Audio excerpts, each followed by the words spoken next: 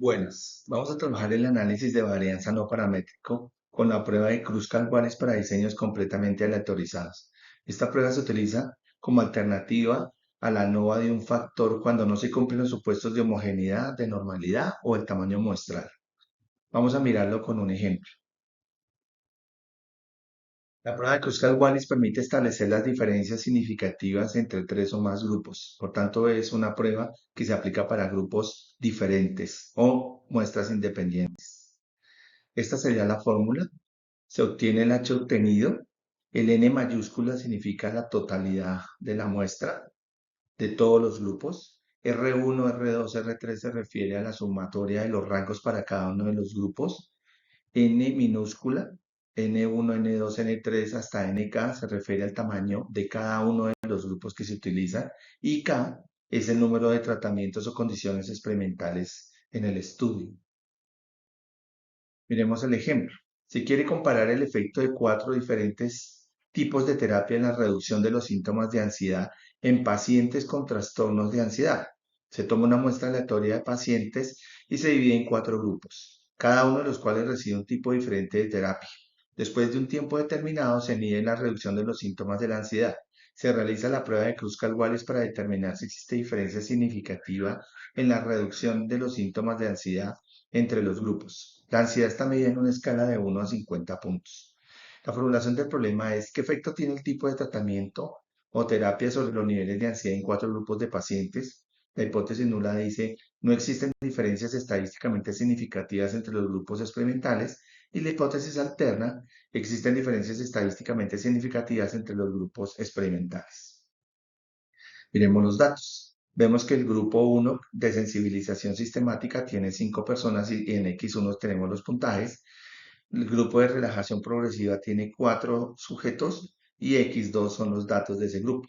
El grupo 3 es el grupo que recibió tratamiento de inundación, 10, 11, 12 y 13, tiene 4 personas en ese grupo. Y el grupo de aceptación y compromiso está conformado por 3 personas con sus respectivos puntajes.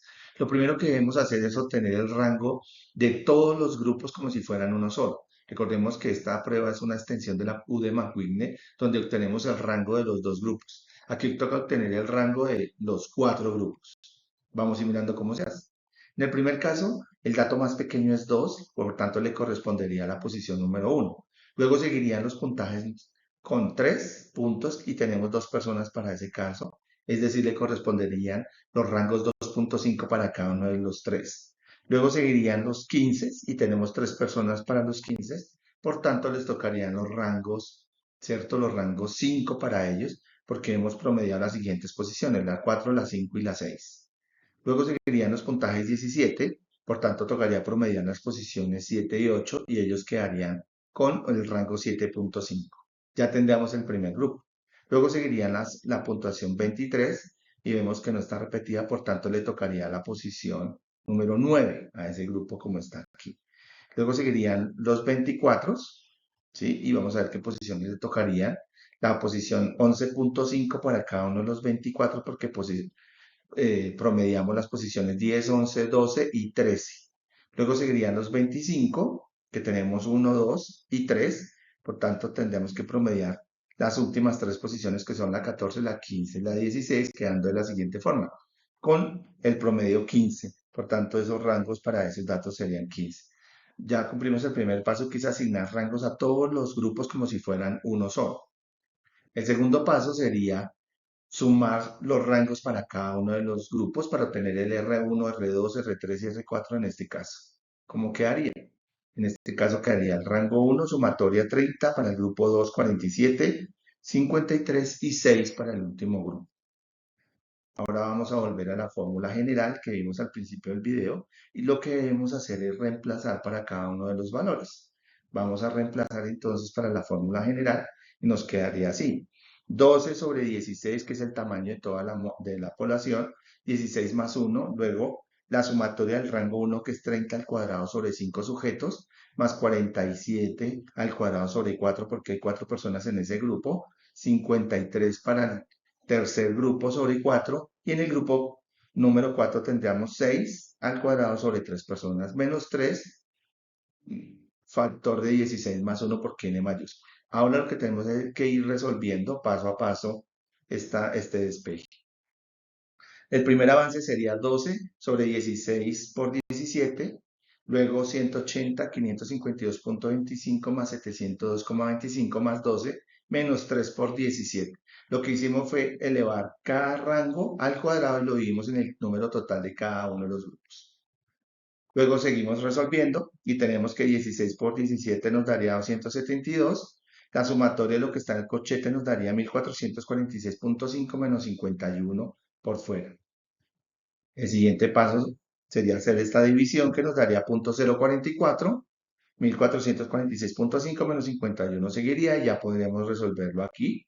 Y eso nos daría un H obtenido de 12,646. Este valor lo debemos comparar con la tabla. Nuestro valor obtenido debería ser mayor o igual que el crítico para poder rechazar la hipótesis nula. Vamos a mirar el valor crítico. En este caso, los grados de libertad se obtienen con K-1. Como teníamos 4 tratamientos, menos 1 nos daría 3 y estamos trabajando con un alfa del 0.05, por tanto, nuestro crítico está señalado que es 7,8147. 3 grados de libertad por K-1 y un alfa del 0.05. Recordemos que en la ANOVA y en esta prueba todas las hipótesis se hacen de 2 colas. Teniendo estos resultados, recordemos que el H obtenido es mayor que el crítico y por tanto se rechazó la hipótesis nula. Nuestro valor de 12,646 es superior al que está en la tabla y por tanto esa es la evidencia que tenemos para rechazar la hipótesis nula. Se encontraron diferencias estadísticamente significativas en los niveles de ansiedad entre los 3, 4 o grupos experimentales. Se comprobó el efecto del tipo de tratamiento sobre la ansiedad, viendo que el mejor tratamiento fue el de aceptación compromiso porque fue el que más disminuyó la ansiedad, seguido por el tratamiento de sensibilización sistemática, y el peor de los tratamientos fue el de la inundación porque disminuyó la ansiedad con los menores términos. Como vemos, este fue un ejemplo de aplicación de la prueba de Kruskal-Wallis que se hace alternativa a la ANOVA de un factor.